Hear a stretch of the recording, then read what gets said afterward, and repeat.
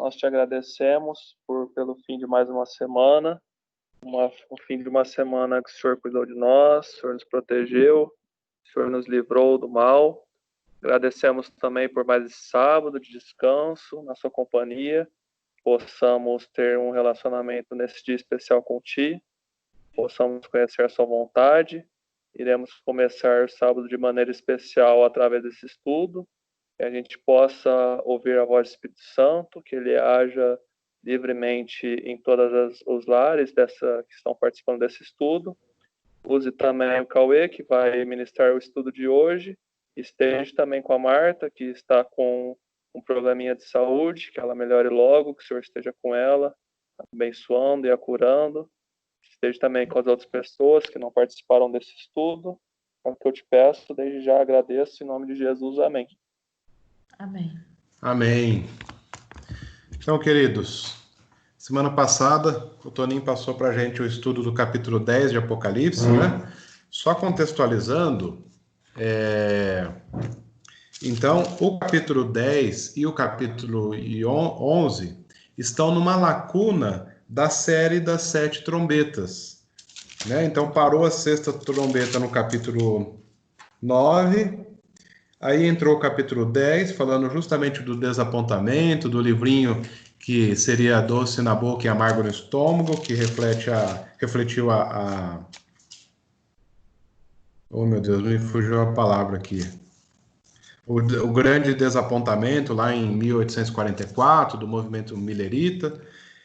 E agora, continuando também, um parêntese que Jesus decidiu colocar entre a 6ª trombeta e a 7ª trombeta, lembrando que a 7ª trombeta tem que ver com a volta de Jesus. Então, nesse período que nós estamos vivendo, veja, o capítulo 10 nós já vivemos lá atrás, né? E o capítulo 11 ele também vai dar mais alguns detalhes dessa lacuna entre a 6ª trombeta e o cumprimento da 7ª trombeta, que se dá no final do capítulo 11. Então, nós vamos começar aqui o capítulo 11, feita essa breve recapitulação, capítulo 11, verso 1. Eu gostaria de pedir para Juliane ler para nós, se ela puder. Oi, eu leio sim, Apocalipse, versículo 11, né?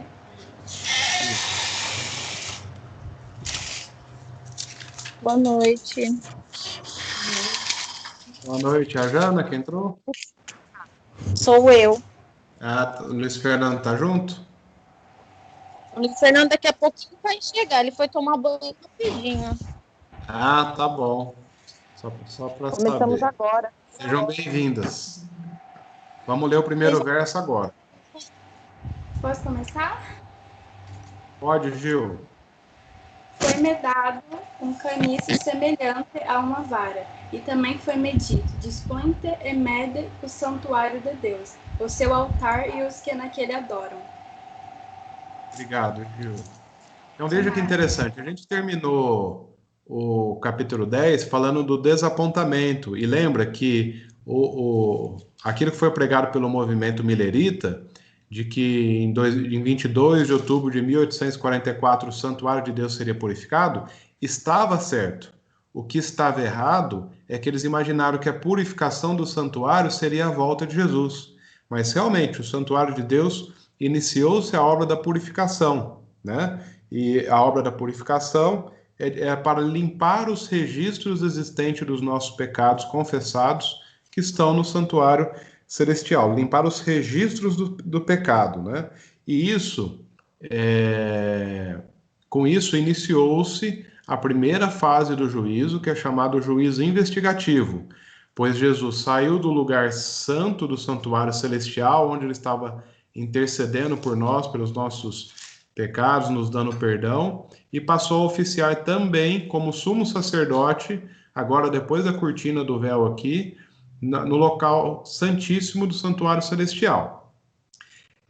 Aí vocês lembram que houve o desapontamento, né? Eles fizeram a analogia que a purificação do santuário seria a volta de Jesus, e Jesus não voltou e houve um grande desapontamento.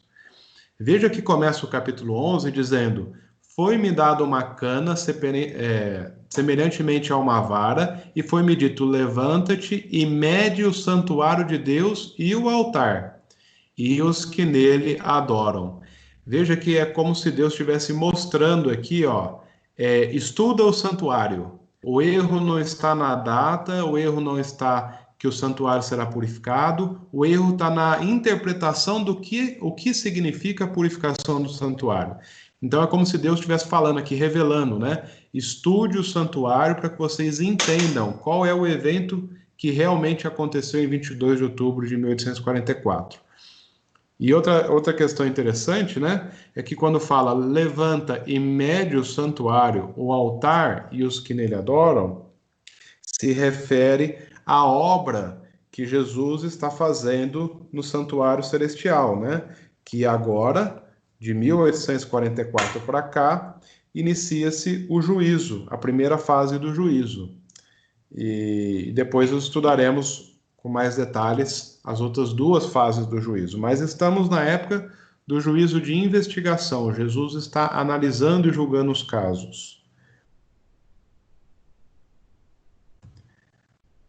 Agora eu vou pedir para o Éder, se o Éder puder ler para nós o verso 2 do capítulo 11.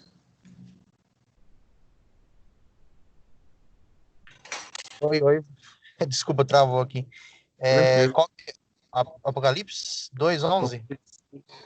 Não, Apocalipse 11, verso 2. Tá.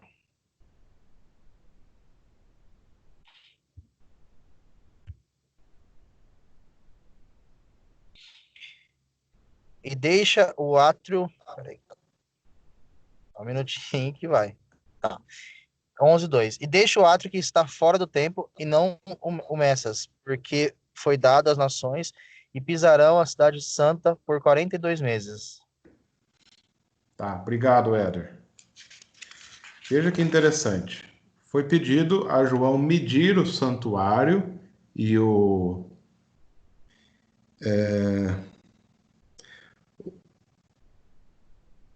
santuário de Deus e o altar, e agora no verso 2 fala para deixar o átrio. O átrio é o pátio.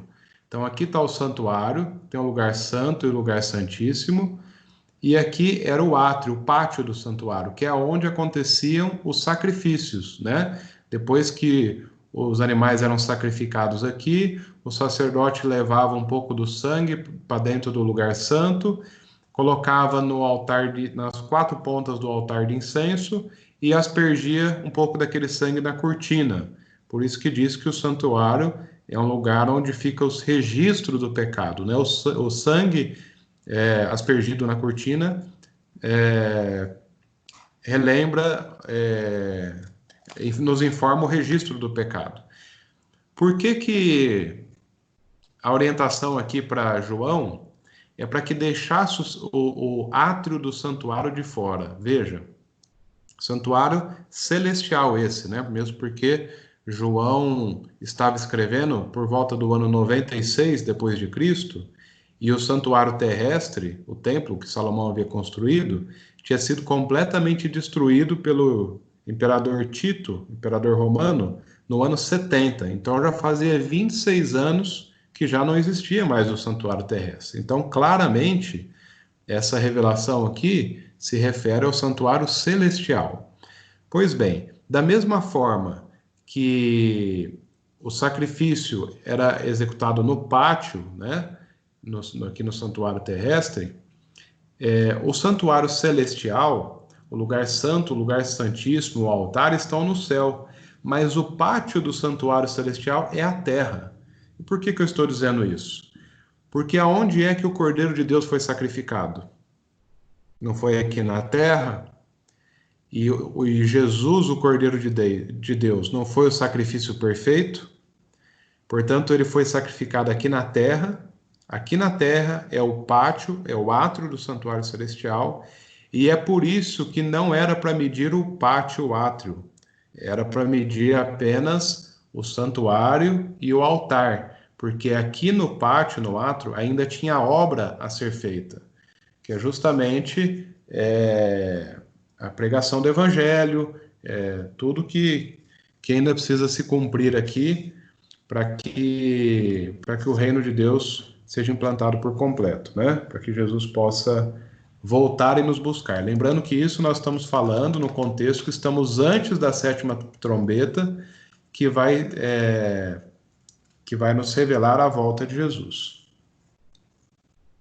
Se tiver alguma dúvida, podem ficar à vontade para perguntar, ou se quiserem fazer algum comentário, tá bom? Eu não vou falar aqui desses 42 meses com muito detalhe agora, porque nós vamos chegar no texto que vai falar com detalhes, mas diz que foi dado aos gentios e eles pisaram a cidade santa por 42 meses. Lembrando do princípio dia-ano, que tem lá em Números 34:14, para cada dia referido em profecia, a gente deve considerar um ano literal, 42 meses. Se a gente fizer uma conta, 42 vezes 30 dias que tem cada mês, então nós vamos chegar em 1.260 dias proféticos, que se refere a 1.260 anos literais. Diz que durante esse período, a cidade santa seria pisada. E nós vamos entender nos próximos versos o que significa isso. Agora vamos ler o verso 3 e o verso 4. Marisol, você pode ler para nós, por gentileza? Posso, vou ler. Darei às minhas duas testemunhas que profetizem por 1.260 dias, vestidas de pano de saco. São estas as 2 oliveiras e os 2 candeeiros que se acham em pé diante do Senhor da terra. Obrigado, Marisol. Esse verso é o verso que dá origem ao tema do estudo de hoje, né? As 2 testemunhas. Veja que Deus fala aqui de 2 testemunhas que profetizariam por um período de 1.260 dias proféticos, que convertidos vira 1.260 anos literais, e que essas testemunhas estariam vestidas de pano de saco. Alguém sabe me dizer aí o que significa essa expressão vestidas de pano de saco? Vocês sabem? Humilhação? Ali está dizendo aqui, né? Quando a pessoa está se humilhando diante de Deus, porque está com alguma tristeza, está com o coração contrito, né? Usava-se essa expressão aqui, os israelitas, os hebreus, os judeus.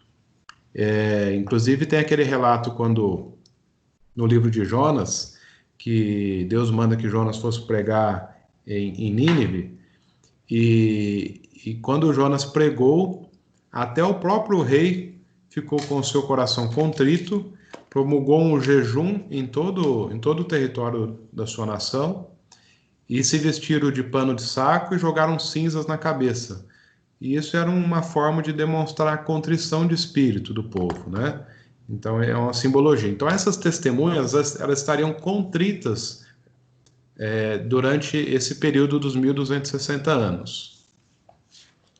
E aqui fala também que são estas as 2 oliveiras e os 2 candeeiros que se acham em pé diante do Senhor da terra. Então vamos por partes. Quem seriam as 2 testemunhas? Celita, você pode ler para a gente Evangelho de João, capítulo 5, 39, por gentileza? Posso sim, Cauê. Obrigado. João 5, 39. Falou? Isso.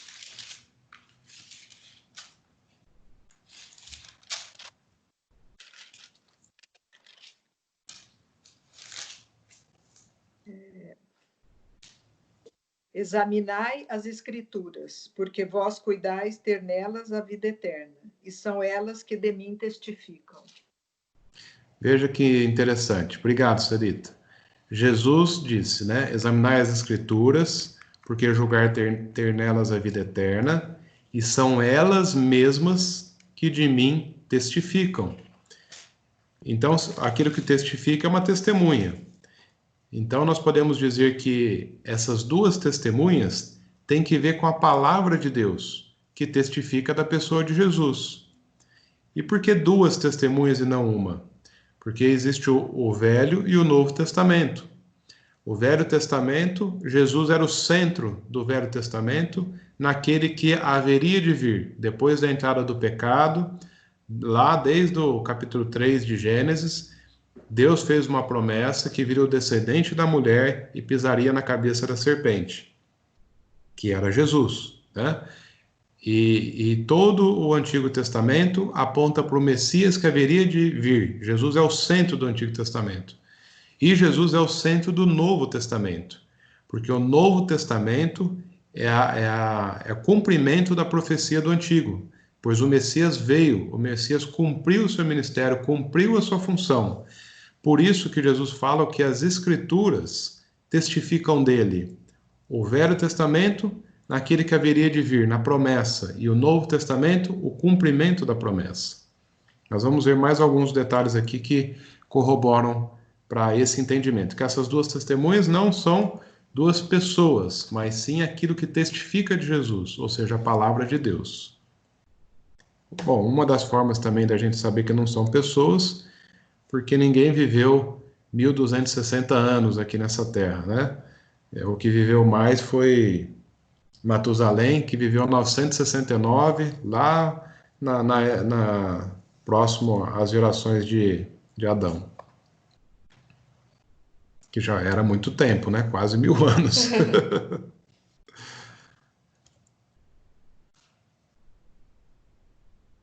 O que seriam as duas oliveiras? Zacarias, capítulo 4, aí nós vamos ler o verso 3 e depois do verso 11 até o verso 14. Toninho, você lê pra gente, por gentileza? Leio sim.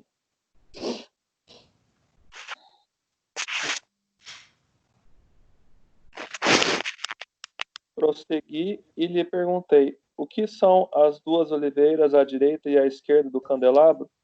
Tornando a falar-lhes, perguntei: que são aqueles dois raminhos de oliveira que estão junto aos dois tubos de ouro e vertem de si azeite dourado? Ele me respondeu: não sabes o que é isso? Eu disse: não, meu senhor. Então ele disse: são os dois ungidos que assistem junto ao Senhor de toda a terra. Obrigado, Toninho. Então, as duas oliveiras também é mais um símbolo da palavra de Deus, né? Os dois ungidos aqui, o profeta Zacarias está dizendo, né? Mesma coisa, o Antigo e o Novo Testamento. Agora, Salmo 119, verso 105. A Marina pode ler para a gente, por gentileza? Então, as duas testemunhas, as duas oliveiras são a mesma coisa. Mesma coisa. Posso, Cauê? Lâmpada para os meus pés é a tua palavra, e luz para os meus caminhos. Obrigado, Marina. Veja que no verso 3 diz assim, né? Darei as minhas duas testemunhas que profetizem por 1260 dias vestidas de pano de saco. Aí o verso 4 diz: quem são essas duas testemunhas, né? São as duas oliveiras e os dois candeeiros que se acham em pé diante do Senhor da terra. Então, a própria Bíblia associou que as duas testemunhas, as duas oliveiras e os dois candeeiros são a mesma coisa. E quando você vai lá no Salmo 109, verso 105, diz claramente aqui, o salmista diz, né? Lâmpada para os meus pés é a tua palavra e luz para os meus caminhos. É a palavra de Deus que ilumina a nossa vida, que nos traz luz a qual o caminho que devemos andar, qual é o caminho de paz e de felicidade. Isso é só a palavra de Deus que tem esse poder, que nos dá essa possibilidade de, mesmo diante de um mundo escuro que nós vivemos, olhar e enxergar a luz, enxergar clareza. Então, estas duas testemunhas são definitivamente a palavra de Deus, que pode ser dividida como Novo e Velho Testamento. Vocês têm alguma dúvida até aqui? Posso seguir? Cauê, eu fiquei pensando hoje no que a gente conhece como um julgamento, né, com juiz, advogado, e o que seria a testemunha nesse caso. A testemunha é alguém que esteve ali presente no momento, né, no evento o evento ocorrido, e ela comprovou o fato que aconteceu, o fato ocorrido. Então, a testemunha, sendo o Antigo e o Novo Testamento, ela comprova tudo que Deus fez e faz nessa terra. A Bíblia comprova a criação, toda a história do plano da redenção, ela comprova a volta de Jesus, ela comprova o que vai acontecer depois da volta de Jesus. Então, todo referente à lei, a como Deus julga o universo, como Deus fez o plano da redenção, como ele cumpriu esse plano da redenção, tudo isso é comprovado pela testemunha que é a Bíblia. Por isso que ela é a palavra de Deus. É o assim diz o Senhor, né, que diz na Bíblia. Então, elas como testemunha, elas comprovam tudo que Deus faz na história da humanidade. É isso aí, Toninho. Muito bom, muito obrigado pela contribuição. A palavra de Deus é que comprova tudo aquilo, né, que aconteceu, que está acontecendo, que já se cumpriu e que ainda vai se cumprir. Então, ficou claro que as duas testemunhas, as duas oliveiras e os dois candelabros ou candeeiros são a palavra de Deus, o Antigo e o Novo Testamento. Lá em Hebreus 4, verso 12, é o texto que a Jocasta gosta aqui, eu vou até pedir para ela ler. Pode ler para nós, Jô?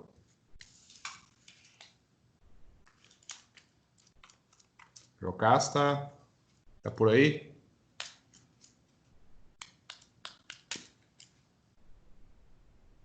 Estou, só que tá ruim a minha internet. Ah, Qual sim. você É Hebreus 4, verso 12, o texto que você gosta.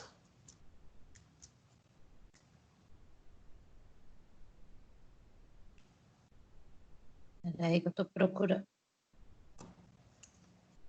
Se quiser, tá na tela também. 4, verso 12. Isso.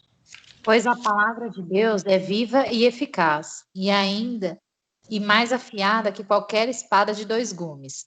Ela penetra até o ponto de dividir alma e espírito, juntas e medulas, e julga os pensamentos e as intenções do coração. Obrigado, Jô. Então, a palavra de Deus, né? Ela é eficaz para dividir alma e espírito. Isso significa o pensamento e o coração, ou seja, emoção e razão.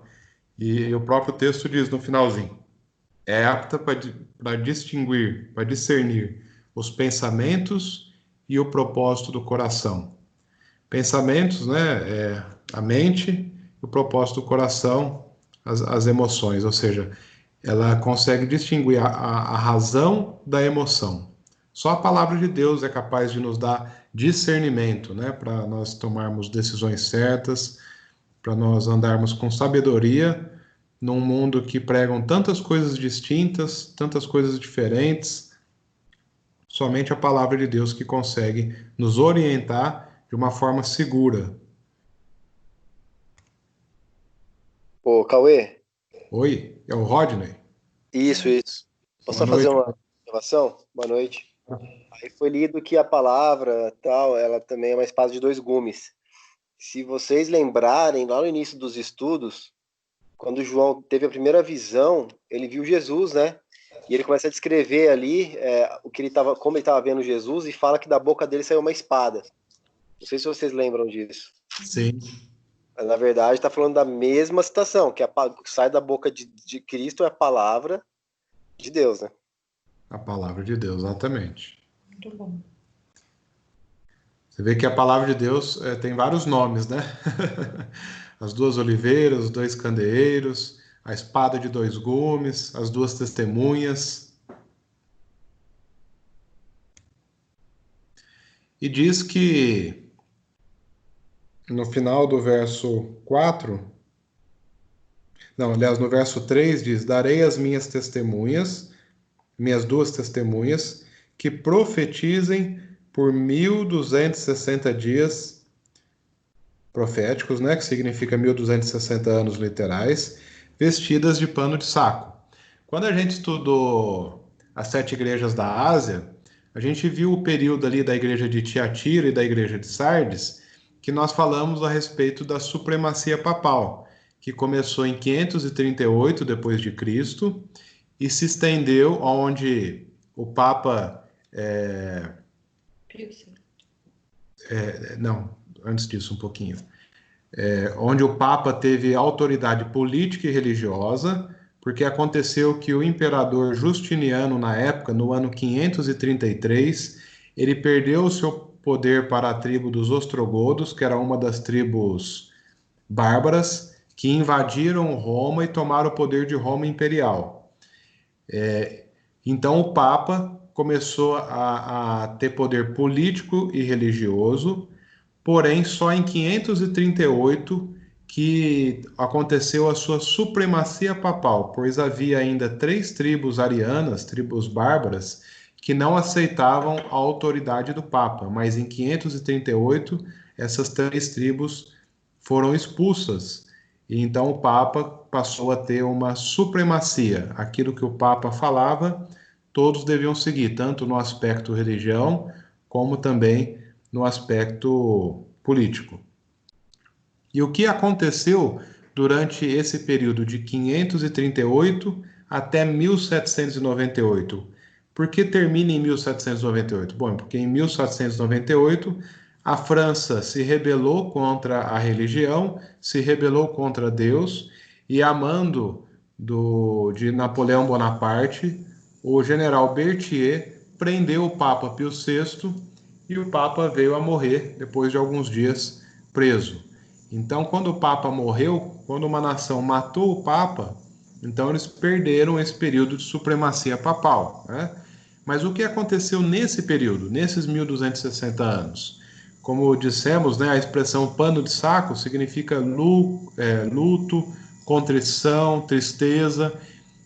Por que isso? Porque a palavra de Deus ela foi tirada dos fiéis, e aqueles que queriam seguir a palavra de Deus, eles eram perseguidos, eram mortos, eram martirizados. Muitos tinham que fugir para as montanhas, para que se salvassem dessa perseguição. Então, a palavra foi tirada, e aqueles que quisessem continuar seguindo a Bíblia, passariam por grandes provas e deram um grande testemunho da fé em Deus, da fé em Jesus. Então, por isso que se diz que a palavra, que essas 2 testemunhas se vestiram como um pano de saco durante esses 1260 anos literais. Mas Deus sempre teve um povo remanescente que guardava os seus ensinos, e a exemplo disso, mesmo durante esse período, a gente pode citar os valdenses, que era um desses povos que viviam nas montanhas, na região da Itália, que viviam no norte da Itália, né?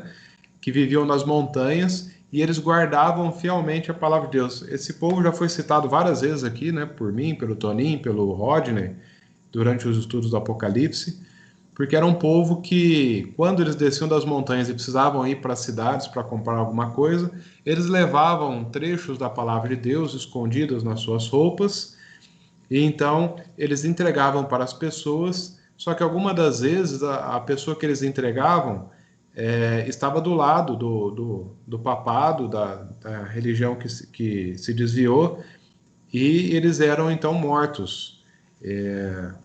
Então eles eram levados, as autoridades eram mortos. E eles ainda assim continuavam firmes no propósito de somente as Escrituras, né? Somente a Bíblia, no assim diz o Senhor. Inclusive, nas escolas dos valdenses, eles ensinavam 2 coisas. Aqui está a foto de uma Bíblia de uma das escolas dos valdenses. Eles ensinavam a Bíblia e ensinavam a natureza, ensinavam as coisas naturais, a criação de Deus. E para que uma pessoa se tornasse pastor entre os valdenses, eles precisavam estudar por 4 anos a Bíblia e também a natureza. Veja que tudo aquilo que Deus criou, né? Deus criou a sua palavra e Deus criou também a natureza.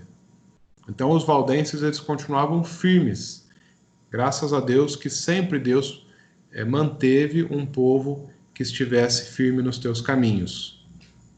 Deus nunca permitiu que a palavra fosse completamente desaparecesse por completo, né? Agora, o que acontece com alguém que causa dano na palavra de Deus?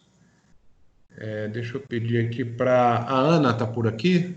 Consegue ler para nós Apocalipse 11, verso...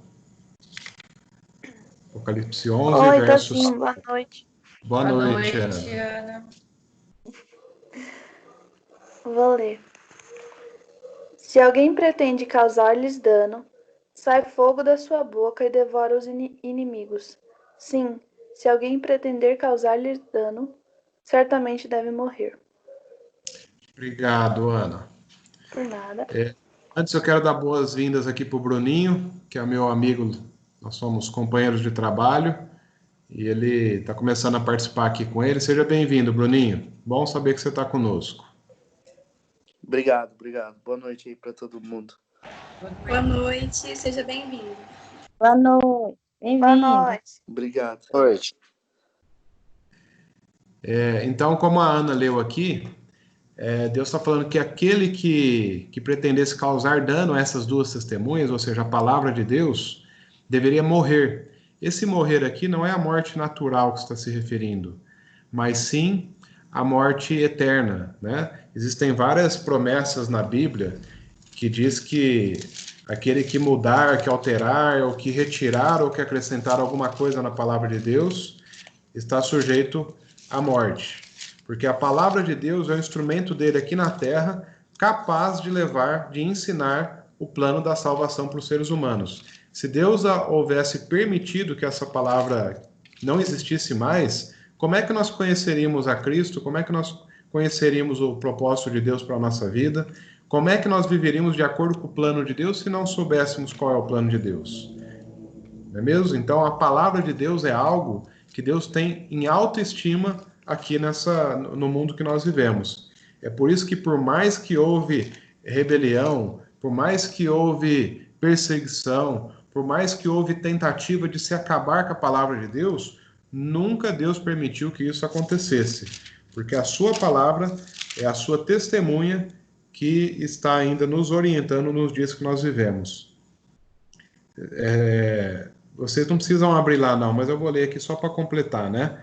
Em Apocalipse 22, verso 18, diz assim: Eu, a todo aquele que ouve as palavras dessa profecia, testifico. Se alguém fizer qualquer acréscimo, Deus lhe acrescentará os flagelos escritos nesse livro. E se alguém tirar qualquer coisa das palavras do livro desta profecia, Deus tirará a sua parte na árvore da vida, da cidade santa e das coisas que se acham escritas nesse livro. Veja, Deus não se deixa escarnecer, né? Deus é amor, é um Deus que entregou o seu Filho na cruz para que eu e você tivéssemos acesso à salvação novamente. E Deus usa a palavra dele, que inicialmente era passada de pai para filho, antes que fosse escrita num livro, depois foi escrita em pergaminhos, depois foi consolidada num primeiro cânon bíblico, né, que era o Pentateuco, depois o Antigo Testamento todo, com os profetas, com os livros de sabedoria, com os livros de Salmo, depois foi agregado os livros do Novo Testamento, e nós temos a Bíblia completa hoje, Antigo e Novo Testamento. Lembrando que nos dois casos, Jesus é o centro da Bíblia, é o centro do Antigo Testamento, ele é o centro do Novo Testamento. A pessoa mais importante na Bíblia é a pessoa de Jesus. Por isso, Deus não permite que ninguém destrua por completo a sua palavra. Deus toma conta para que isso não aconteça. E isso nos dá tranquilidade, porque a gente pode acreditar naquilo que está escrito na Bíblia. A gente não precisa, a gente não precisa ficar duvidando. Mas será que não tiraram coisas da Bíblia? Mas será que não acrescentaram coisas da Bíblia? Não, porque é Deus que cuida. A palavra é dele, e é ele que vem cuidando para que essa palavra seja mantida, de forma que todos os ensinamentos que precisam ser passados a nós continuem contendo na Bíblia. E nada do que é importante foi retirado, e nada do que daquilo que é importante ainda não foi incluído. A Bíblia já foi fechada no que é não bíblico, e aquilo que está na Bíblia é aquilo que nós precisamos para a nossa salvação. Ô, Cauê, Oi? um bom exemplo disso, né, de que a Bíblia, Deus nunca vai permitir que ela seja alterada, é a questão da mudança, né, do sábado para o domingo, porque foi alterado, mas não na Bíblia, né? Apesar de ter sido alterado por influência humana, mas na Bíblia não foi alterado, né? Permanece, continua o sábado, o dia de guarda. Verdade, Norma, muito bem lembrado. E até tem outros dois exemplos, né? Que a Igreja Católica mudou de sábado para o domingo, ela também instituiu a adoração a imagens, que o segundo mandamento diz que não deve adorar imagens. E quando você vai na Bíblia Católica, os 10 mandamentos estão íntegros lá, perfeitos, como em qualquer outra Bíblia. Mas no manual do catecismo, sim, tem essa alteração de ensino, que em vez de estar os 10 mandamentos íntegros, estão 10 mandamentos alterados, né? Troca o mandamento do sábado pelo domingo, eles retiram o segundo mandamento, que é o que não deve adorar imagens, e para continuar sendo 10, divide o 10º mandamento em 2, sendo o 9, não cobiçarás a mulher do teu próximo, e o 10º, não cobiçará coisa nenhuma do teu próximo. Mas na Bíblia Católica, eu acredito que tem alguns dos nossos amigos aqui que estão acompanhando todo esse estudo com uma Bíblia católica, e não há problema nenhum nisso. Porque a Bíblia, Deus nunca permitiu ser alterada. A Bíblia sempre será a Bíblia, a palavra de Deus. Obrigado pelo exemplo aí, viu, Norma? Muito bom. Imagina. Inclusive, a Bíblia que mais utilizada, que é essa Bíblia Almeida, revista atualizada. Almeida é porque é do tradutor João Ferreira de Almeida. E João Ferreira de Almeida, inclusive, era um católico. Padre. Um padre, né?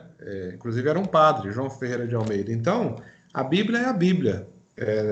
Independente da tradução, independente... A Bíblia é a palavra de Deus. Deus não permite que seja alterada.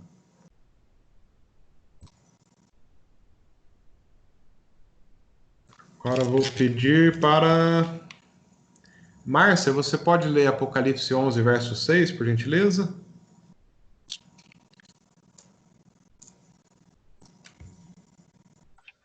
Oi, posso? 11, verso 6. Isso. Elas têm autoridade para fechar o céu, de modo que não caia chuva durante os dias em que profetizarem. E têm autoridade para transformar as águas em sangue e para ferir a terra com todo tipo de pragas, quantas vezes quiserem. Obrigado, Márcia. A palavra de Deus tem poder, né? E tem tanto poder que Deus criou esse mundo que nós vivemos pelo comando de voz, por sua palavra. E haja luz, e houve luz. E todos os dias da criação, cada dia, Deus criou algo. A palavra de Deus tem poder. A gente vê o poder da palavra de Deus somente na criação? Não, a gente vê o poder na palavra de Deus também quando Deus antecipou juízos, porque as pessoas se rebelaram contra os seus caminhos, se afastaram dele, e Deus teve que pronunciar juízos devido à consequência do ato dessas pessoas. Nós vamos ver alguns exemplos aqui, ó. Vamos abrir lá em Tiago 5, verso 17 e 18. Eu vou pedir para a Lídia ler aqui para nós.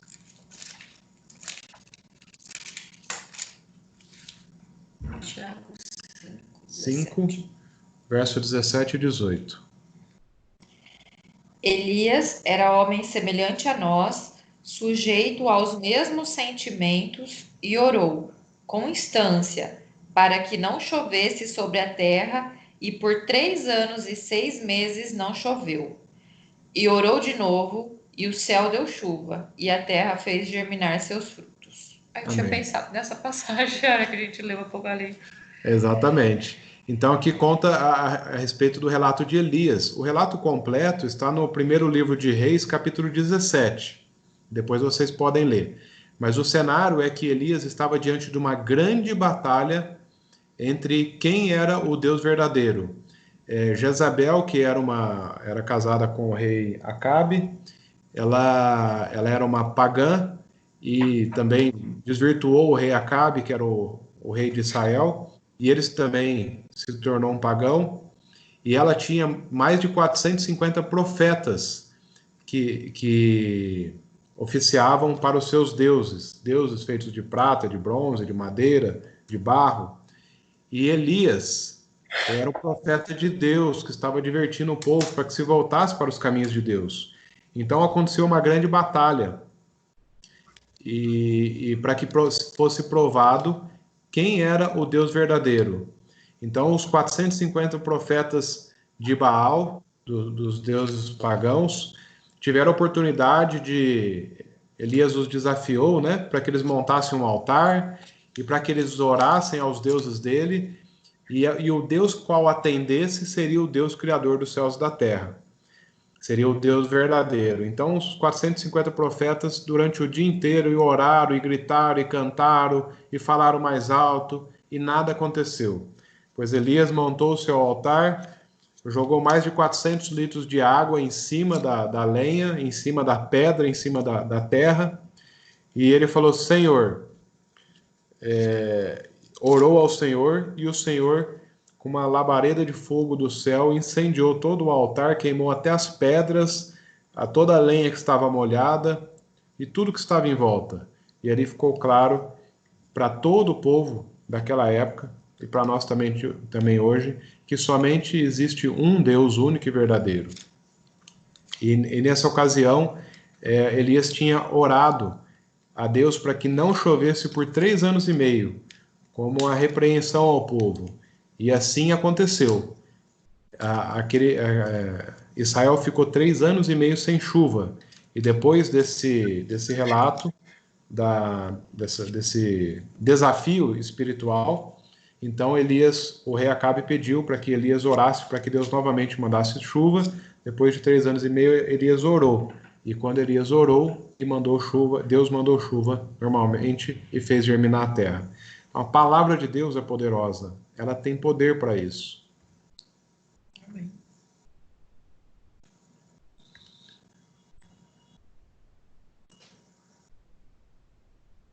Aí a respeito que fala aqui, né? Tem poder para convertê-la em sangue, bem como para ferir a terra com toda sorte de flagelos, tantas vezes quantos quiser. Quando que a água foi convertida em sangue? Quando Deus queria tirar o povo lá que estava cativo na terra do Egito, e então Moisés ia até o faraó, pedia para o faraó libertar o povo, o faraó se recusava e Deus mandava uma praga para que o faraó pudesse ver que Deus é Deus de verdade. Aliás, o Egito é a nação que mais questionou a existência de Deus. E por causa do seu coração duro, que Deus teve que mandar 10 pragas para poder libertar o seu povo. Eles poderiam ter saído sem praga nenhuma de lá. Poderiam ter saído só depois da primeira praga, só depois da primeira e da segunda. Mas porque eles continuavam atestando que Deus não existe, então Deus teve que mandar 10 pragas. E a primeira delas foi converter a água em sangue. Então, a palavra de Deus tem poder. Agora vamos ler Apocalipse capítulo 11, do verso 7 até o verso 11. A Josi está conosco, Rodney? Se ela puder ler para nós. Oi, tô sim. Você lê para a gente? Boa noite. Do 7 ao 11, né? Capítulo 11, do 7 ao 8.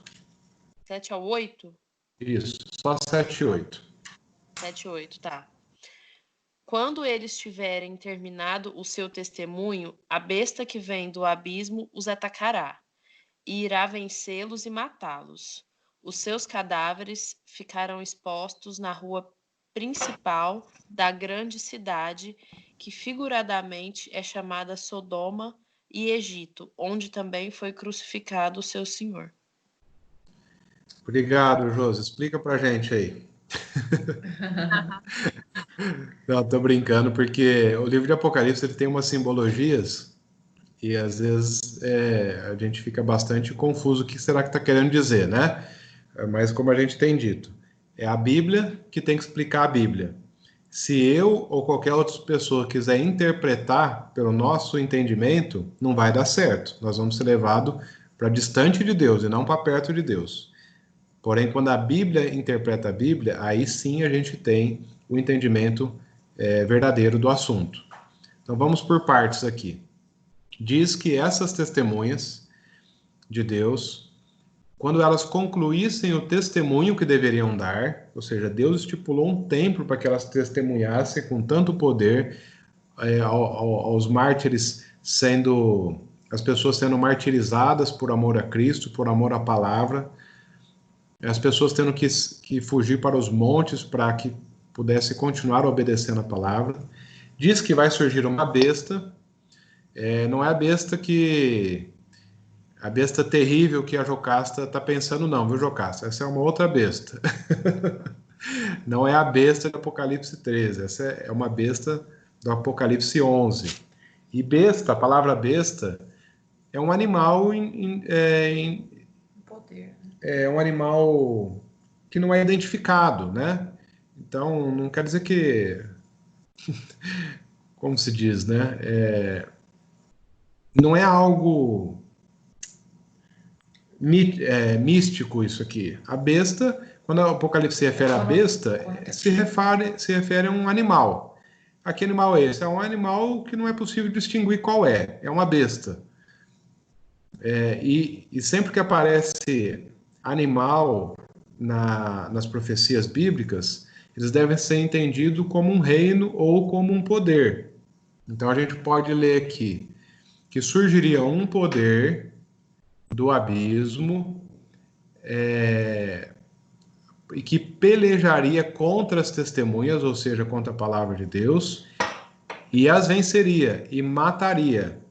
E o cadáver das testemunhas ficaria estirado na praça da grande cidade, que espiritualmente se chama Sodoma e Egito, onde também o seu Senhor foi crucificado. Vamos entender a primeira parte, depois a gente entende a segunda parte, né?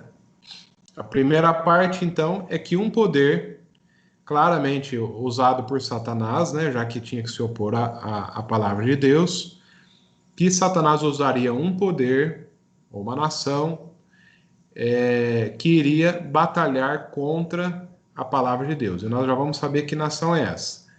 E em que lugar? Na cidade que espiritualmente se chama Egito e Sodoma. Veja que a própria Bíblia fala, e espiritualmente se chama Egito e Sodoma. Quais são as características dessa cidade? Bom, qual que era a característica de Sodoma? Sodoma tinha como característica a licenciosidade. Ô Rodney, você pode ler para nós Gênesis 19, verso 5? Enquanto o Rodney vai abrindo lá, eu vou explicar o contexto. Quando Ló estava para ser retirado por Deus de Sodoma, porque Deus precisava destruir aquela cidade, porque tinha se pervertido por completo, Deus mandou 2 anjos na casa de Ló para que buscasse Ló e a sua família. Os habitantes de Sodoma, ao ficarem sabendo desses 2 homens visitantes, eram anjos, mas estavam com a aparência de homens, estavam visitando a Ló, eles queriam praticar relações sexuais com estes homens. Os homens de Sodoma queriam praticar relações sexuais com estes anjos de Deus. Pra você ter uma ideia de como era grave a situação de Sodoma. Ló chegou a oferecer as suas filhas virgens para que eles praticassem as relações sexuais. Eles não aceitaram, eles queriam os anjos. Então, o caso era muito crítico. Você lê para a gente, Rodney, por favor? Leio sim. Aqui diz assim... Até me perdi aqui um pouco... 5, né? Isso. Chamaram Ló e lhe disseram, onde estão os homens que vieram à sua casa essa noite? Traga-os para nós aqui fora, para que tenhamos relações com eles. Veja, Sodoma era símbolo de licenciosidade, de perversidade. É uma cidade que chegou num ponto que Deus teve que executar o que a gente chama de uma antecipação do juízo. Deus teve que destruir essa cidade, porque ela não tinha mais condição de se converter e de se salvar. As únicas pessoas que tinham condição de se converter e de se salvar era o sobrinho de Abraão, Ló e a sua família. E o Egito? Por que que a segunda característica dessa cidade tem que ver com o Egito? Porque, como diz, o Egito foi a nação que mais se opôs à existência de Deus. Ô, Rodney, você lê mais um texto para a gente, por gentileza? Êxodo 5, verso 2. Leio sim. Veja o que o faraó diz. O faraó respondeu: quem é o Senhor para que eu lhe obedeça e deixe Israel sair? Não conheço o Senhor e não deixarei Israel sair. O Senhor que ele está dizendo aqui é o Deus que Moisés estava dizendo para ele. Ele fala assim, quem é esse Deus? Não conheço esse Deus, querendo dizer, esse Deus não existe. Então, a primeira característica dessa cidade onde a palavra de Deus seria morta, que as duas testemunhas serão mortas. Licenciosidade, como Sodoma, e negação explícita da existência de Deus, como o Egito. Onde também, vamos entender a última parte das características dessa cidade, onde também o Senhor Jesus foi crucificado. Se a gente ler lá em Mateus 25:40, Jesus diz assim, né? Vamos ler lá, vai? Deixa eu ver quem eu pedi aqui. A Jana está conosco, Jana?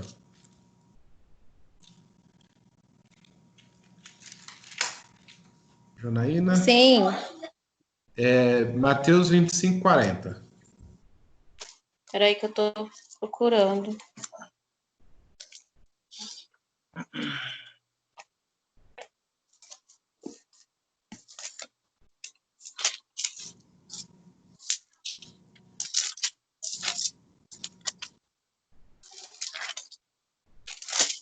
Cinco,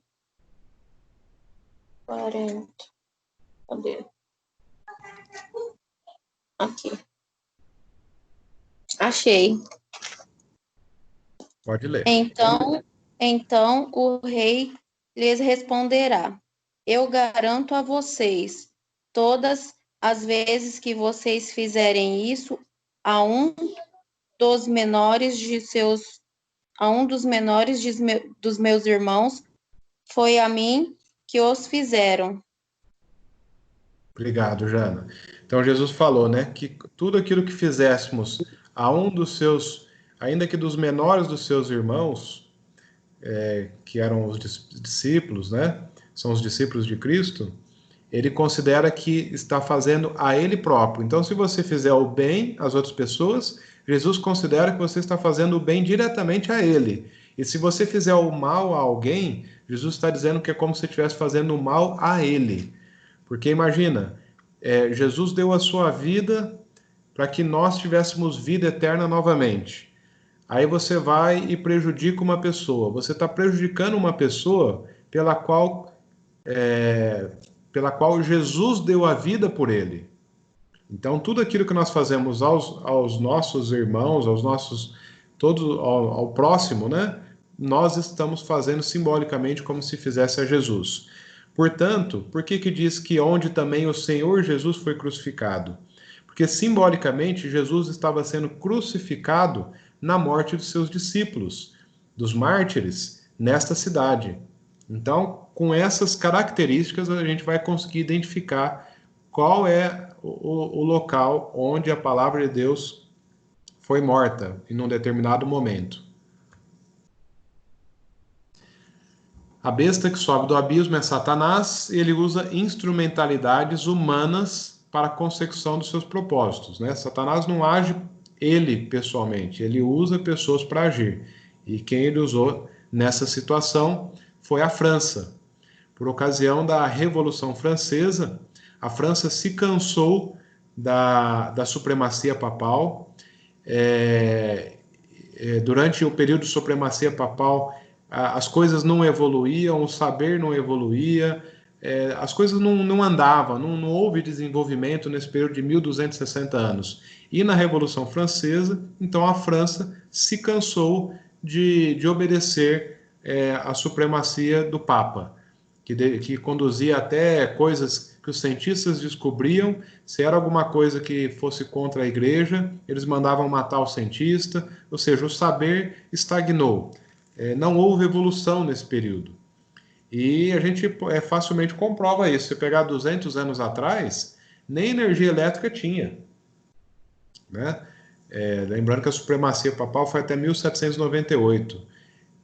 Então, a condição de vida daquelas pessoas que viveram nesse período era muito parecida com a condição dos tempos de Jesus, porque as coisas não evoluíram, ou evoluíram muito pouco.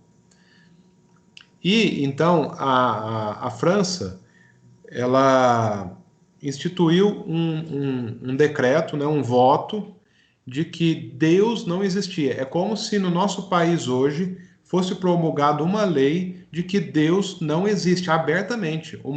Foi uma declaração com força de lei. E porque Deus não existe, todas as igrejas deveriam ser fechadas e a palavra de Deus foi queimada, foi colocada a fogo, e qualquer pessoa que fosse pego adorando a Deus era morto, né?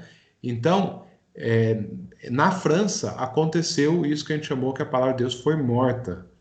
E como o ser humano tem uma necessidade de adorar alguma coisa, se eles não estariam adorando a Deus, eles tinham que adorar outra coisa. Então eles nomearam uma determinada mulher que seria, então, a partir desse momento, venerada como uma espécie de uma deusa da França. Como se tivesse sido dado sabedoria abundante a ela, e agora ela era uma deusa, e ela foi adorada, inclusive, nessa catedral de Notre-Dame. Então, veja, olha que rebeldia, né? Você promulga um decreto de que Deus não existe. Por isso a semelhança com o Egito. Porque no Egito o faraó falou assim, quem é esse Deus? Não conheço esse Deus. Deus não existe. Então, essa característica do Egito. E também, na França, nesse período, eles fizeram uma série de mudanças. Por exemplo, a semana que é de 7 dias, com descanso no sábado, eles instituíram que o descanso não seria mais no sábado, mas que o descanso seria no 10º dia. E no 10º dia não era um descanso, era um dia de orgia, era um dia de festas pagãs, era um dia de licenciosidade, era um dia de prostituição. Então, por isso, a referência, a associação com Sodoma, com a licenciosidade que existia em Sodoma. Era a deusa Diana? Não era. Mas era uma deusa do amor que eles cultuavam, né? Eu não lembro o nome dessa deusa que eles... Mas não era uma deusa, eles pegaram uma mulher e nomearam ela como uma deusa. Oi? Ô, Cauê. Oi, pode falar, Rodney. Era uma prostituta, na verdade. Assim, igual você estava falando aí, vamos tentar entender o outro lado, né? O papado foi tão cruel, era tão cruel, que eles queriam se libertar do papado, a verdade era essa. E quando eles se libertaram, eles quiseram provocar o papado. E uma das formas deles fazerem essa provocação era tirando a figura de Deus, né, falar que não existe, e a figura do líder religioso, que era o Papa, eles substituíram por uma prostituta. Era, claro, foi uma atitude de total provocação que eles fizeram. Claro que daí tiveram as consequências aí que você vai dizer, né? Exatamente. Obrigado pela contribuição, Rodney. Então eles foram para o outro extremo completamente, né? Deus dá razão, né? Vamos continuando aqui. Então, muitos, o verso 9, o Luiz Fernando está conosco, Jana? Apocalipse 11, verso 9? Tô sim. Boa noite. Boa noite, Luiz Fernando. Leio sim. Claro. Então, muitos dentre os povos, tribos, línguas e nações contemplam os cadáveres das duas testemunhas por 3 dias e meio, e não permitem que esses cadáveres sejam sepultados. Então, vamos entender. Esse aqui é um complemento daquilo que a gente estava explicando antes, né? Que essa situação de, entre aspas, da morte da palavra de Deus lá na França, diz aqui que duraria 3 dias e meio proféticos. Então, significa 3 anos e meio literais. Porque assumindo o princípio de ano, lá de Números 34, 14, para cada dia de profecia, a gente tem que entender um ano literal. Então, vamos ver como que se cumpriu isso, né? Essa profecia se cumpriu com precisão na história da França. Os 3 anos e meios foram o reinado de terror da Revolução Francesa. Esse período começou quando eles decretaram que Deus não existe, em 26 de novembro de 1793, quando a França, por decreto de sua Assembleia Legislativa, decretou não a Deus, e esse foi um motivo de grande regozijo para todos os seus habitantes, porque eles estavam cansados, né, da supremacia papal, como o Rodney disse, e durou até 17 de junho de 1797. Veja que dá exatamente 3 anos e meio.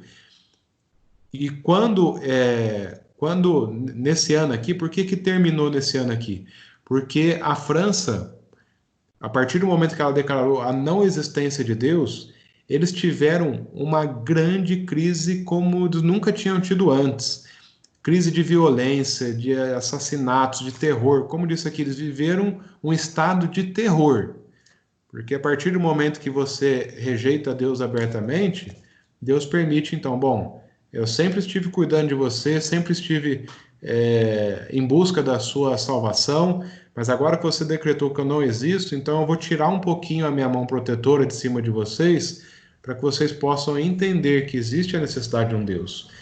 Existem 2 poderes que governam, o poder do bem, através de Deus, e o poder do mal, através de Satanás. Deus está nos protegendo a todo momento para que não sejamos mortos pelo poder do mal. Mas você imagina se Deus tirar um pouquinho a sua mão protetora, o que acontece conosco? Pois assim foram os dias de terror que a França viveu, até que eles reconheceram a necessidade da religião. Então, quando eles revogaram esse decreto, exatamente 3 anos e meio de quando tinha iniciado. Veja, esses relatos aqui que nós estamos estudando de Apocalipse foram escritos por João no ano 96 depois de Cristo. Isso veio a se cumprir quase 1800, 1700 anos depois. Veja como a palavra de Deus ela é precisa. É impressionante. Cauê, Oi, pode falar, Toninho. só fazer um comentário que eu tô pensando aqui sobre a ironia da situação, né? Então a França, ela se revoltou com o papado porque eles perseguiam o povo, ela se revoltou com o Deus do papado, mas ela, com essa revolta, ela criou um Deus para ela, que é essa deusa que eles chamaram de deusa da razão, e a perseguição que eles tanto criticavam do papado, eles também acabaram perseguindo os povos que aceitavam a Bíblia. Então, a ironia da situação, né? Mas a gente sabe que tudo isso foi orquestrado pela besta, né? Que você já identificou aí muito bem como Satanás. Então, ele só estava ali mudando a roupagem do ataque dele ao povo que seguia a Bíblia, ao povo que seguia os ensinamentos de Jesus, né? Exatamente, Toninho. Exatamente. Lembrando que quem está por trás de tudo isso é o próprio Satanás, né? Mas ele usa instrumentalidades humanas para executar a sua obra. Então, algumas questões que aconteceram nesse período, né? Eu vou ler aqui na tela.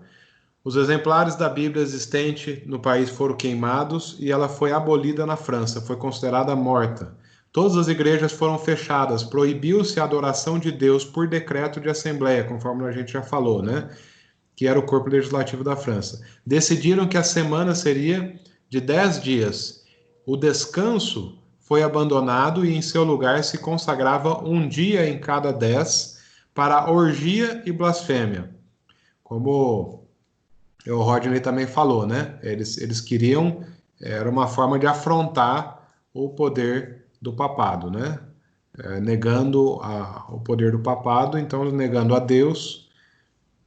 Então era um dia de orgia e de blasfêmia. Negou-se abertamente a existência de Deus. Uma mulher imoral foi nomeada a deusa da razão e as pessoas deviam adorá-la.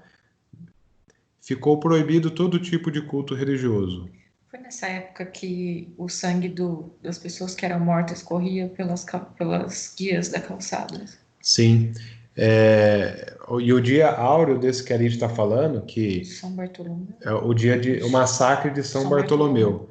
Eu não me lembro em quanto tempo, parece que foi em torno de 3 meses, foi marcado por um dia que milhares de cristãos foram mortos, mas no total foi em torno de 70 mil cristãos foram mortos nessa época, de pessoas que queriam continuar seguindo a Bíblia, mas vieram a morrer.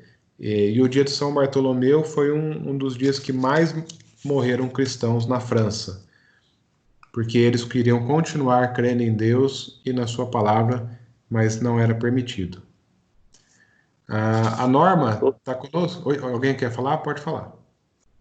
Não, só falar que todos esses itens que você mencionou aí, não foi assim, algumas pessoas que inventaram esses itens, foram leis que a nação francesa criou e ordenava que seriam seguidas aquelas leis, né? Não foi assim um movimento de algumas pessoas, foi num contexto do país em geral, foi um contexto de leis civis mesmo. Sim, é voto de assembleia, né? Conforme a gente leu. Então é como se fosse uma lei federal aqui no nosso país. O presidente promulgou lá, tem que se cumprir. Como o Toninho está dizendo aí, Cauê, né? Oi, Rodney. deixa eu só falar uma coisa. Acontece o seguinte, independente desse lance do papado ou não, eu particularmente creio que a França ali, eles de uma certa forma, ia dar um jeito de tentar substituir a fé pela razão, tá? Na época da Revolução Francesa, o que aconteceu? Surgiu o famoso iluminismo, que nada mais é do que grandes pensadores franceses começaram a ver que a razão seria explicação para tudo. Você não precisaria de um Deus, entendeu? A razão por si só explica a vida, certo? Então, o que acontece? Quando culmina esse problema, que daí eles substituem Deus, faz esse decreto que você falou e coloca Deus, aquela mulher imoral no lugar de Deus, etc e tal, eles nada mais, nada menos estão corroborando aquilo que eles já vinham pregando entre eles, né? Se você for pegar a história da França, da Revolução Francesa, isso começou nos porões de alguns bares em Paris.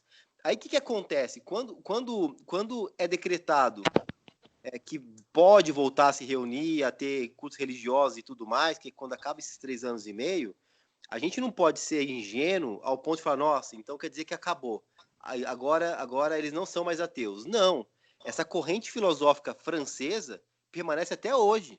Sim, é verdade. Tanto é que o ateísmo atual que é pregado vem dessa época. E pior, surgiu ali logo depois dessa época, no início do século XIX, 1800 e pouco, surgiu uma corrente chamada positivismo, que não dá para chamar de religião porque não tem um Deus, mas eles pregam entre eles que a razão resolve tudo. E vem dessa época, tanto isso é tão forte, essa linha positivista, que tem até templos de positivismo, inclusive no Brasil. O negócio é tão mais profundo que a frase da nossa bandeira, ordem e progresso, nada mais é do que o lema positivista ateu, que é amor por princípio, se não me engano é ordem por base e progresso por fim, se não me engano é isso. Ou seja, eles conseguiram plantar na humanidade para frente o ateísmo. Então nada mais é que o ateísmo hoje é fruto dessa época, por mais que tenha sido de uma certa forma, entre aspas, acabado, né? Então é para a gente ficar esperto, porque muitas vezes, quando a gente quer confrontar Deus, a gente está ficando do lado dessa galera aí. Verdade, muito bom, Rodney, seu comentário. É isso mesmo.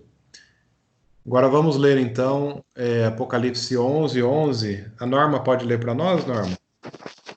Posso sim. Mas, depois dos 3 dias e meio, um espírito de vida, vindo da parte de Deus, neles penetrou. E eles se ergueram sobre os pés, e aqueles que os viram sobreveio grande medo. Amém. Obrigado, Norma. Então, como a palavra de Deus é perfeita, né?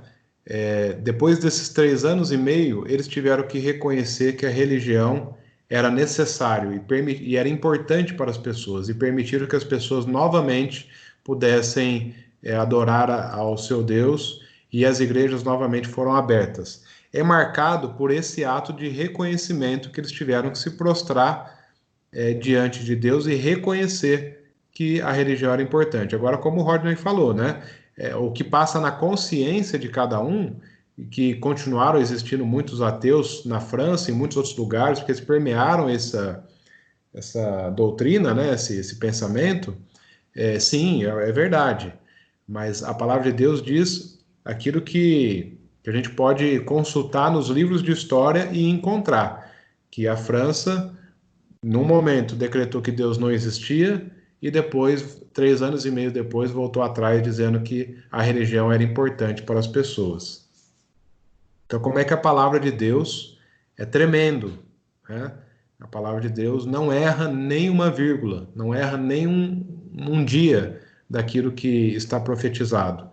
E isso serve para nós hoje que, em detrimento de tantos pensamentos filosóficos ateístas que existem hoje, que poderíamos ser tentados a segui-los, que a gente tem uma Bíblia que não é uma coisa ultrapassada, que é uma coisa mais real do que tudo que existe nesse mundo, e que Deus tem garantido que essa palavra continue sendo verdadeira. Deus tem protegido ao longo de toda a história, desde a escritura da Bíblia, foi escrita por homens, porém homens santos inspirados por Deus, para que escrevessem aquilo que era da vontade de Deus, e que em todo o período da história, Deus, o próprio Deus, protegeu para que as suas testemunhas, a sua palavra, se mantivesse de pé, e que hoje nós teremos acesso a uma Bíblia, e de uma forma tão simples, né?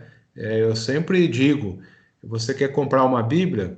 Se você quiser comprar uma Bíblia física, você tem Bíblia a partir de R$7. Você compra direto pelo site da Casa Pública, da Sociedade Bíblica Brasileira, e você tem Bíblia por R$7, ou seja, é acessível a todos. Ou você não quer comprar, baixa um aplicativo no smartphone que você tem Bíblia de graça. Então, assim, Deus tem feito uma obra impressionantemente maravilhosa, garantindo que a sua palavra continue pelos séculos dos séculos. Amém. Assim como Deus é eterno, a palavra de Deus também é eterna. E diante de tudo isso, como é ridículo quando você encontra alguém falando assim: ah, você lê a Bíblia? Nossa, aquele livro ultrapassado, antiquado. Amigo, sinto muito, mas ultrapassado é você que ainda não conheceu o melhor escrito que já foi produzido na face dessa terra. É onde existe toda a sabedoria, pois a sabedoria de Deus está ali. E muitas pessoas falam assim porque não tiveram contato com a Bíblia ainda, né? Falam na sua ignorância, daquilo que não conhecem. Por fim, o verso 12 e o verso 13. Ô Bruninho, você pode ler pra gente? Você está com Bíblia aí, ou se quiser ler na tela? Calma, eu prefiro ler na tela, eu tô sem Bíblia aqui. Mas a minha tela não tá aparecendo. Você não tá vendo, não? Tá preto. Ah, então eu vou ler aqui. Você tá sem Bíblia aí, né? Eu tô sem. Tá, eu vou ler aqui então.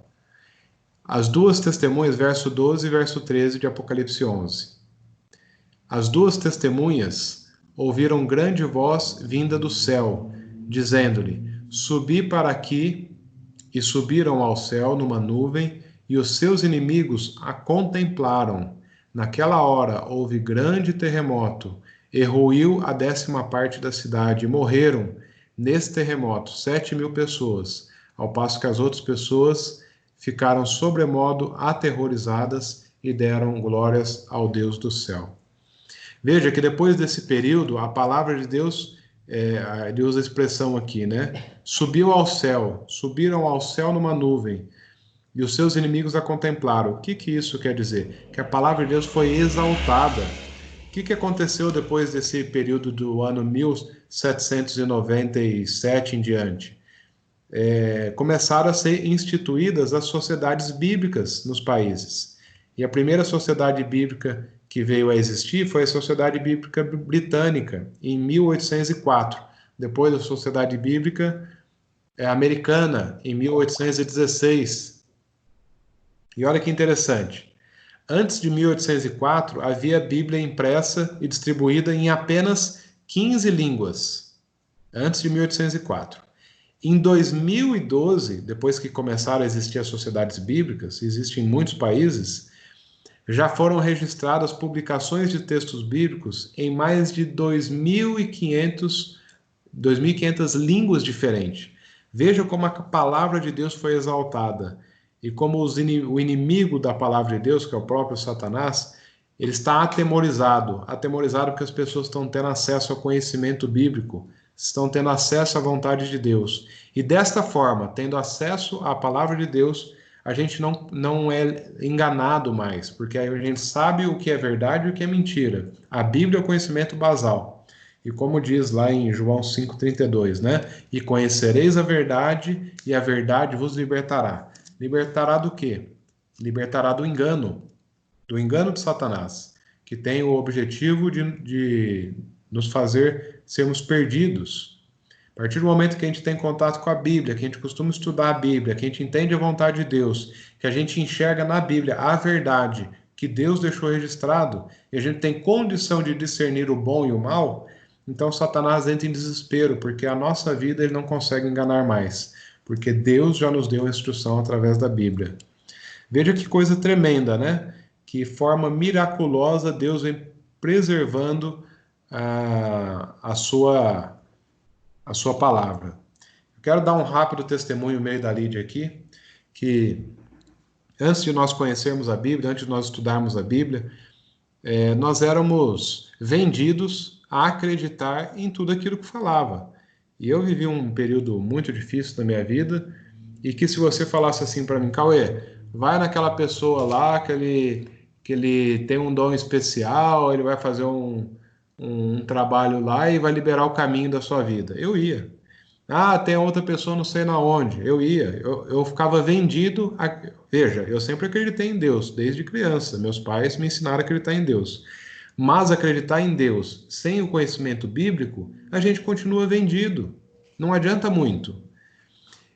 Para vocês terem uma ideia, eu saí de Ribeirão e ia para São Paulo fazer uma consulta com uma mulher que dizia ter uma técnica que seres, sei lá que tipo de seres que revelava para ela as coisas e abria os caminhos.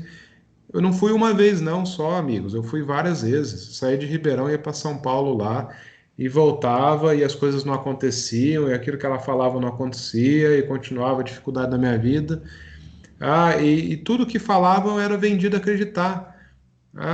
E assim eu fui levando a minha vida de uma forma desiludida, porque não dava para saber o que eu podia acreditar e o que eu não podia.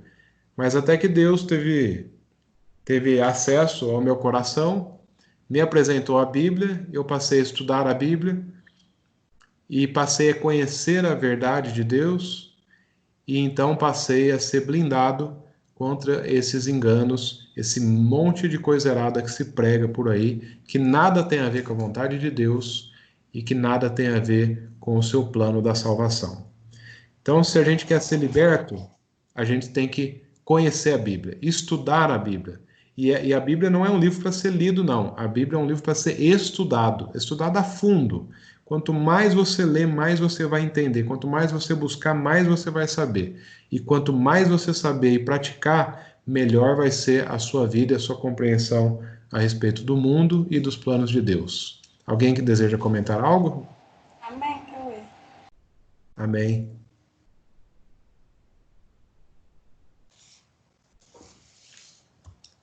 Temos algum comentário?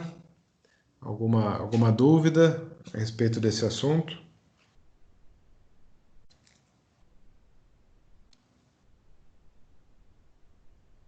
Estamos quietinhos hoje.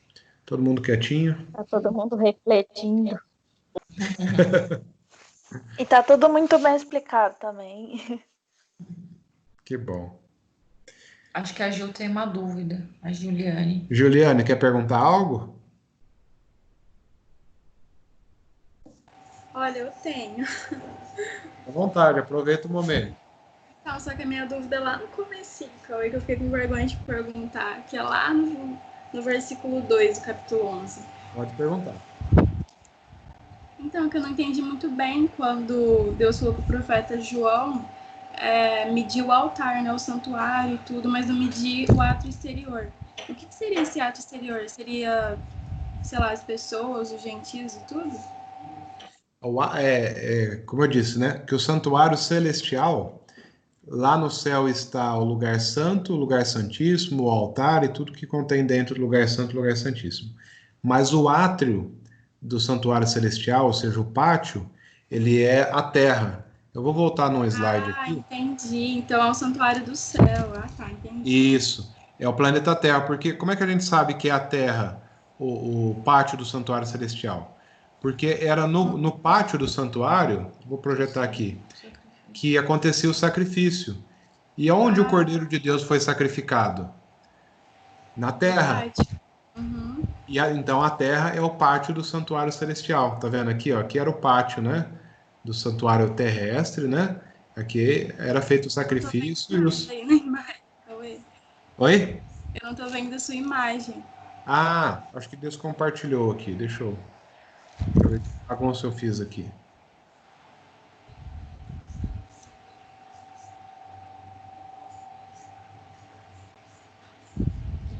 Cauê, então não era para João medir o pátio, então?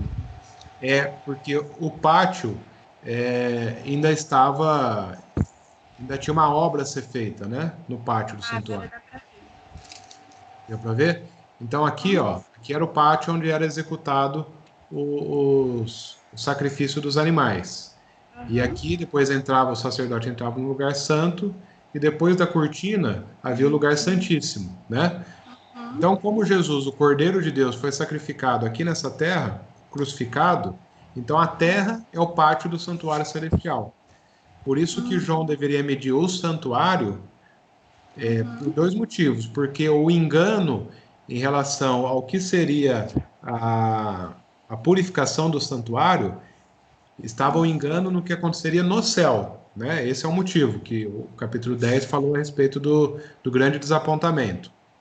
E o outro motivo é porque a obra na terra ainda está em execução, ainda que Jesus havia começado a primeira etapa do juízo lá no santuário celestial.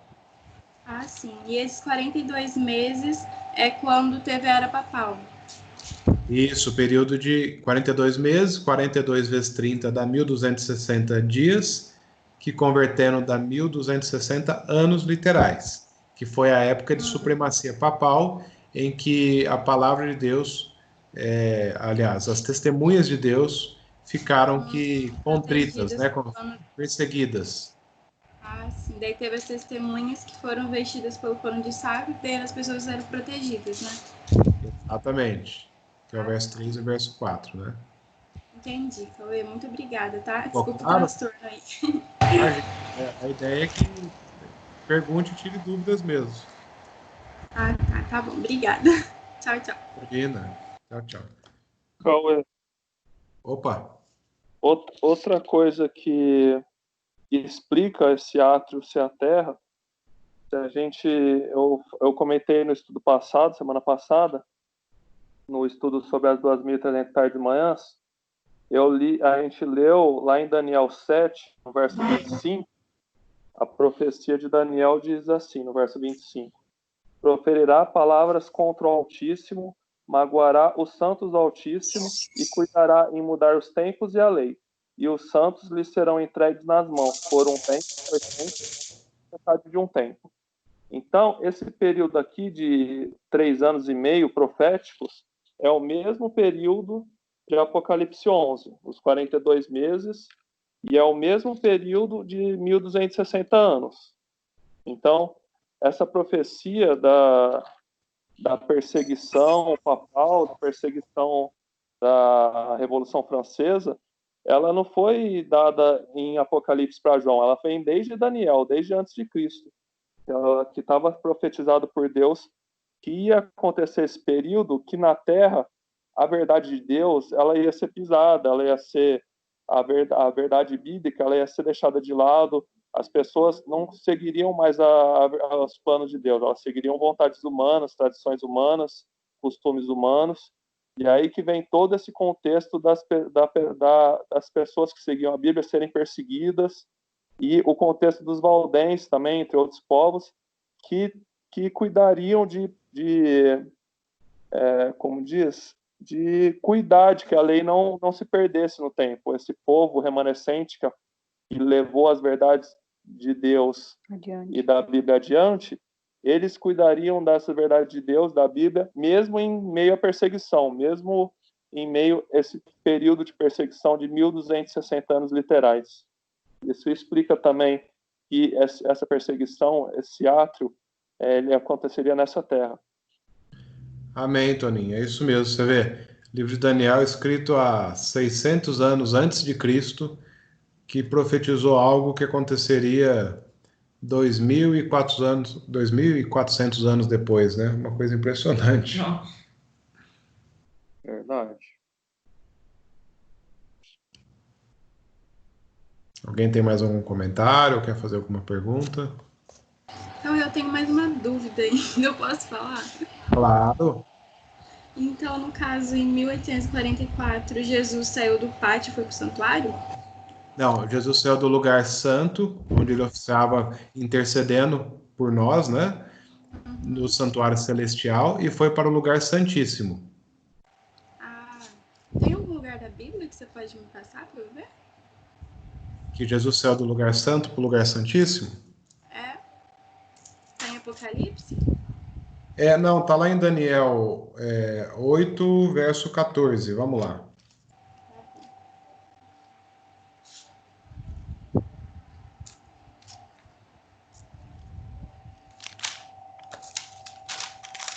Não vai estar nessas palavras, né? Mas a gente vai entender pela forma que está relatado que é isso que aconteceu.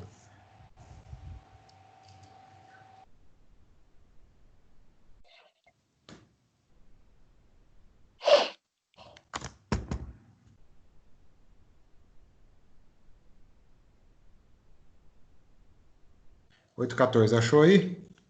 Achei. Então diz assim, né? Aqui é a profecia das 2.300 tardes e manhãs. Então ele me disse, até 2.300 tardes e manhãs e o santuário de Deus será purificado. Bom, se a gente for lá em Daniel 9:25, na página seguinte, fala a respeito da profecia das 70 semanas, que é o começo da profecia das 2.300 tardes e manhãs. E diz assim, e sabe e entende, desde a saída da ordem para restaurar e para edificar Jerusalém até o ungido, que é Jesus, o príncipe, e ele começa a dizer aqui, né? 7 semanas, 62 semanas, tanana, tanana, tanana. Então, quando começa a profecia dos 2.300 anos, que lá em Daniel está dito como 2.300 tardes e manhãs, ou seja, 2.300 dias. Começa a partir do momento que o povo que estava cativo na Babilônia teve liberdade para voltar para Jerusalém. E isso aconteceu pelo decreto do rei Artaxerxes no ano 457 a.C. Então você pega 457 a.C., soma 2.300 anos, você vai chegar em 1844. Na data 22 de outubro, porque transformando o calendário judaico no nosso calendário, que é o grego-romano, existia o dia da expiação, que acontecia no santuário. Minha tela está compartilhada para vocês aí? Não, na minha não. Agora tá. Agora tá, né? Vou te explicar um pouquinho do santuário para você entender essa questão. Por que é 22 de outubro? Bom, porque no santuário terrestre, o sacerdote oficiava todos os dias fazendo um sacrifício às 9 da manhã e um sacrifício às 15 horas da tarde. Isso ele oficiava todo dia para perdão dos pecados do povo. Uma vez no ano, que acontecia no dia 10 do mês 7º do calendário judaico, apenas o sumo sacerdote, não o sacerdote, o sumo sacerdote, ele entrava no lugar santíssimo, que é a segunda repartição do santuário. E somente o sumo sacerdote podia entrar ali. E ali acontecia aquilo que era chamado do dia da expiação, que é onde o sumo sacerdote fazia um ritual para purificar todos os pecados que haviam sido registrados no lugar santo do santuário, que é quando eles aspergiam sangue na cortina que separava o lugar santo do lugar santíssimo. E esse dia, que era chamado dia da expiação, que acontecia apenas uma vez no ano, para purificar todos os pecados do povo, era um dia de juízo para o povo, porque se o povo não tivesse em contrição de espírito, se o povo não tivesse em espírito de arrependimento, se o povo não tivesse, se o sacerdote também não tivesse bem preparado para essa cerimônia, não tivesse confessado os teus pecados, o povo seria consumido se esse ritual não fosse aceito por Deus. Então era um dia de juízo, um dia que o povo prestava contas a Deus.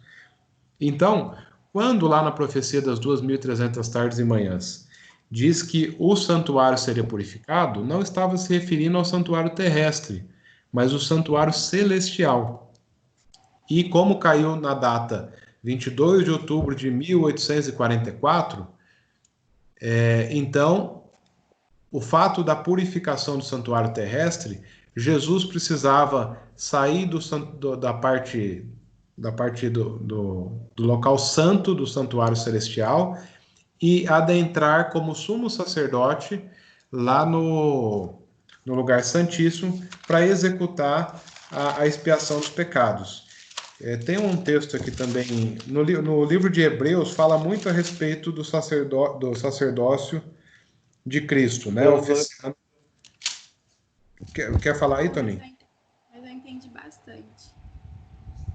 Então, assim, eu tinha essa mesma, assim, Gil, eu tinha essa mesma dúvida que você tem, de como todo esse ritual que acontecia no Antigo Testamento, o Paulo explicou, como que ele se aplica a Jesus. E aí você pode ler depois Hebreus, o livro de Hebreus, perto ali de Apocalipse, capítulo 8 e 9.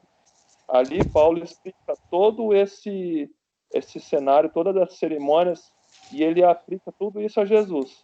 Ali ele explica que Jesus é o sacrifício, que Jesus é o sacerdote, que Jesus é o sumo sacerdote. Por exemplo, Hebreus 8:1 fala assim, temos dito que possuímos tal sumo sacerdote que se assentou à destra do trono da majestade nos céus, como ministro do santuário e do verdadeiro tabernáculo que o Senhor erigiu, e não o homem. Ou seja, o santuário celestial, não foi o homem que erigiu. E aí, no verso 9, verso 11, ele fala assim, quando, porém, veio Cristo como sumo sacerdote dos bens já realizados, mediante o maior e mais perfeito tabernáculo, não feito por mãos, quer dizer, não desta criação. Ou seja, é o tabernáculo celestial que Deus construiu, né?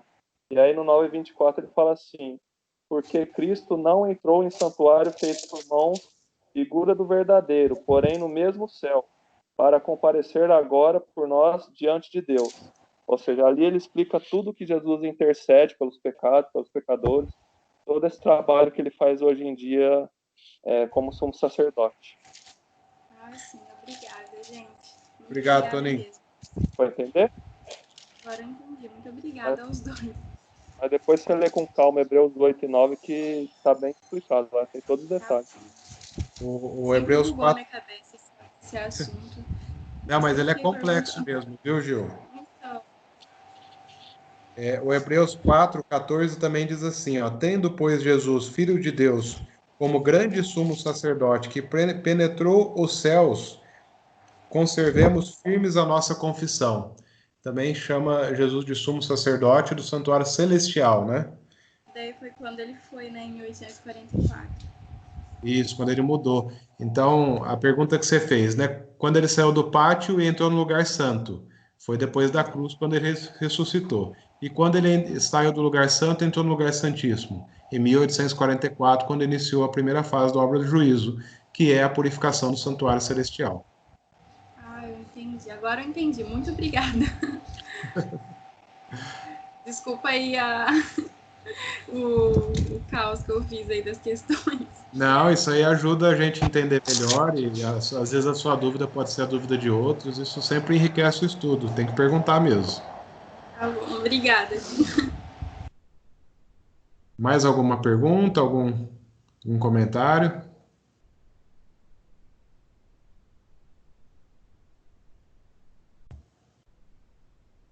Não havendo, então eu gostaria de convidá-los para a gente fazer uma oração final. Fechem os olhos e vamos orar ao nosso Deus.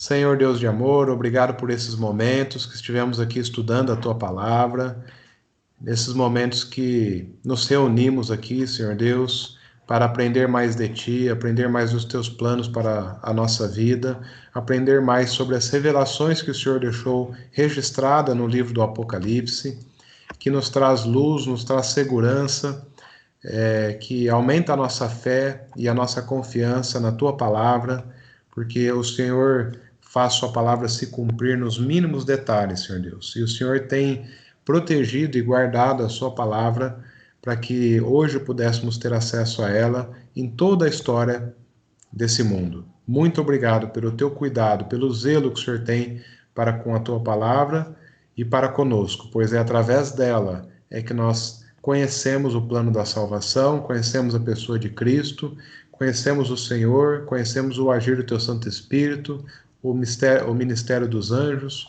Muito obrigado, Senhor Deus. Seu nome seja louvado para todos sempre. Que o Seu Santo Espírito ilumine as nossas mentes para compreendermos cada dia mais os Teus planos para a nossa vida e colocarmos em prática, e também para discernirmos e entendermos a Tua palavra. Em nome de Jesus e com perdão dos nossos pecados é que nós pedimos e agradecemos. Amém. Amém. Amém. Amém. Boa noite, queridos.